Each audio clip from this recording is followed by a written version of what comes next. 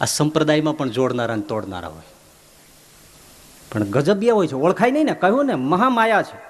તોડનારાને એમ જ લાગે કે અમે જોડવાનું કામ કરીએ છીએ, અને જે જોડનારા હોય એને એવા જ દેખાય કે આ લોકો જ તોડે છે. એક મંગળદાસ બાપુ હતા. મંગળદાસ બાપુ જેવા જ્ઞાની એવા એને બે ચેલા મહા અજ્ઞાની, એક જાનકીદાસ ને બીજો જમનાદાસ. મહા અજ્ઞાનીની મૂર્તિ. વાત વાતમાં લડે, વાત વાતમાં બાજે. બોલો, ગુરુ ત્રાસી ગયેલો, પણ હવે જાવું ક્યાં? તે રાત પડે તો ગુરુના ચરણ સેવા કરવામાં બાજે. પછી ગુરુએ પગ વેચી દીધા. જાનકીદાસનો જમણો, જમનાદાસનો ડાબો.